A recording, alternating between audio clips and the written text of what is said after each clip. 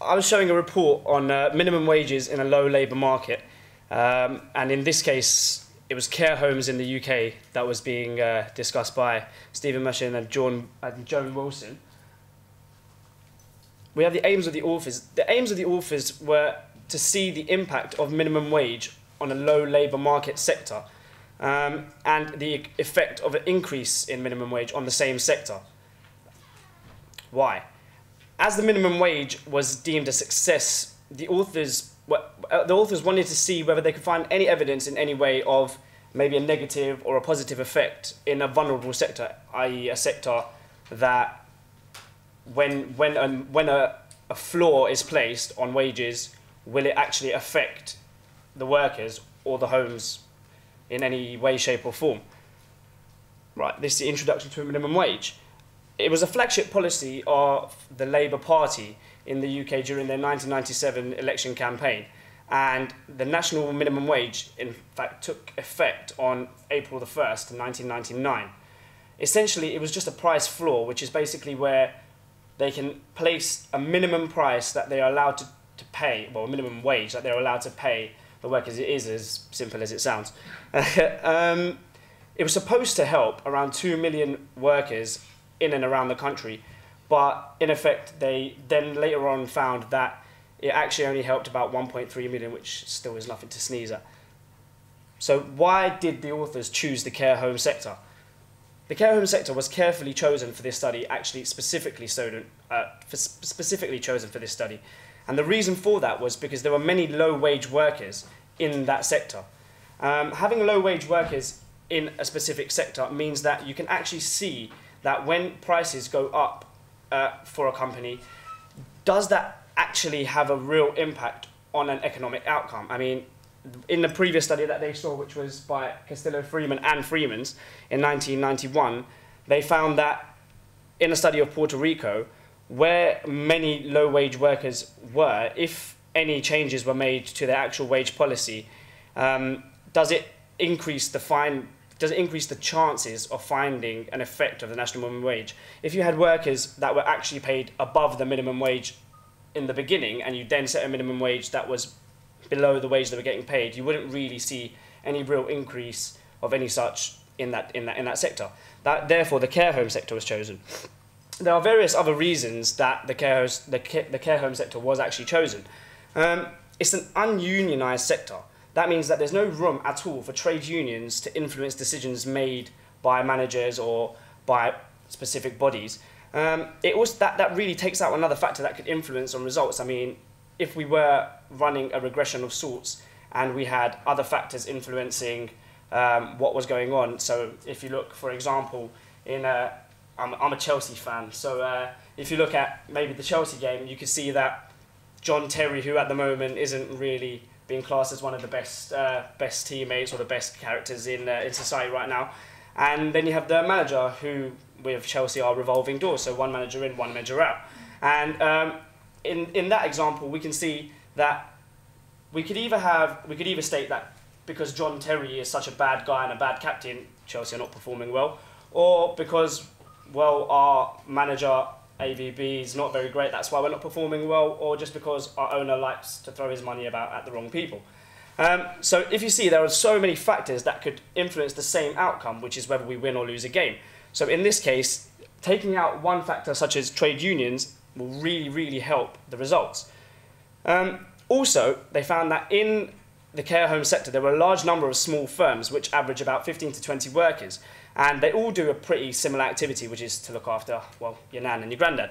And they all do it in a geographically concentrated market, which means they all do it very, very close together, in a close proximity of each other. That helps a lot. That helps because if you are in a geographically concentrated market, you find that cutbacks will have to be made a lot more often because you're competing more with people. Inadvertently press the bottom button. Do I have to go through it and play? No, just press the game. We'll turn the screen back on. The 6 o'clock button. Yeah. Yeah. Let's just turn that off. And on again.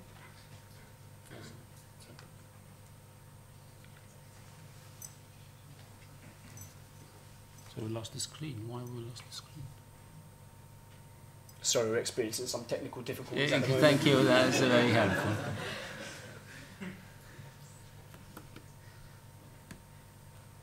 Why is it?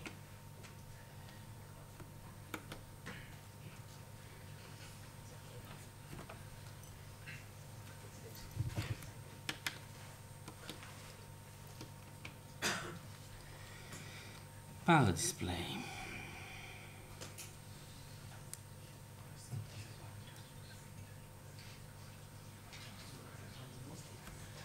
It's never how this works. This is just a display. It's not working.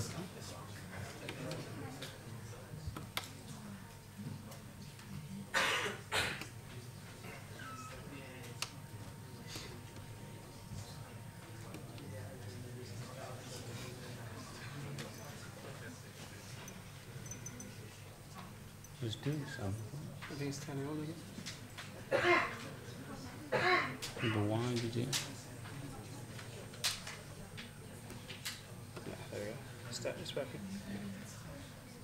It's back on. Yeah, but You don't know why. Yeah. Oh, sorry.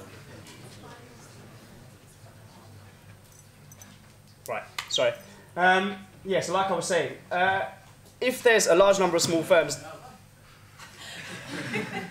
Did it go? Did it come back? Yeah. Doing the same sort of thing, then when prices change dramatically or when costs change dramatically, cutbacks have to quickly be made because your competition is fierce. Your competition is near you, so they can quickly take advantage of anything that you do wrong.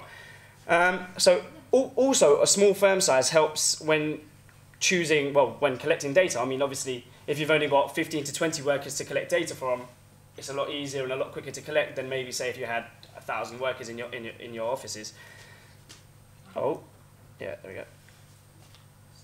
Right, there's also an interest factor for the authors that they mentioned, which was that the product market side of the sector is important because a large fraction of the homes have their fees paid for by the local authorities and the social services, which basically means that the prices are effectively capped. I mean, if the payments being made are made by social services or the local authorities, and you suddenly get a minimum wage, then you can't then just go and tell the local authorities that, right, we're just quickly increasing prices because they're the ones that set the rules in the first place, so they're the ones that are going to pay you. So in this sense, the prices are effectively capped. This can have major effects in hard times, obviously, because if prices need to be changed with rising costs and you can't, the costs are going up, but your revenue's not going up to match it, so profits ultimately fall. So they were interested in this sector specifically. And as you can see, it says that the level of local authority wasn't in fact changed when the national minimum wage was introduced. So it was actually really hard for a firm to pass on their increased wage costs. And therefore, it actually exacerbated any employment effects of a national minimum wage. And so this is one of the things I found to kind of visualize, well, represent what really actually happened. And the question the authors are asking is that actually the case? I mean, is it actually the case that the minimum wage was introduced and it was increased and the workers, they're like, yes, we're getting more wages, and then the boss suddenly comes down and goes, yeah, look, you're getting more wages, but I can't afford to pay your wage, so you've got to go, you've got to sling your hook. And that is the real essence of what the authors are trying to find out. So what they done was they carried out a study. And what they did was they did three surveys and they collected data on workers in the care home sector. It was all designed to be used in evaluating the actual end effect of a minimum wage.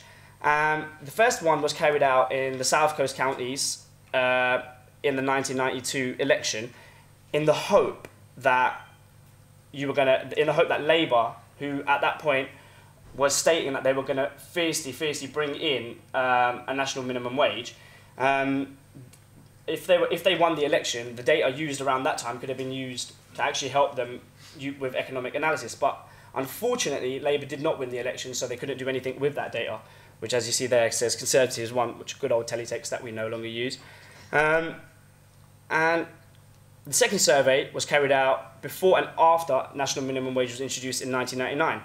The idea was that they do it just before the minimum wage comes in to see the wages and the effects and the costs of the homes, and then just after to see what's changed now that there's a new law in place. This covered the whole of the UK, And it was implemented by simply looking through the yellow pages, which we also no longer use. In July 1998, for the pre-minimum sampling, that was when they looked at the data before the minimum wage, and then May 1999 for the post-minimum sampling. Survey 3, which was the last survey they done, was implemented in a very similar way, but this time it was only for the South Coast counties, and that was just for the October 2001 increase, which was the main increase in the national minimum wage. That was the biggest increase that it actually found. So if you see there, it was from August, and then October was the introduction, and then February was when they rechecked the data.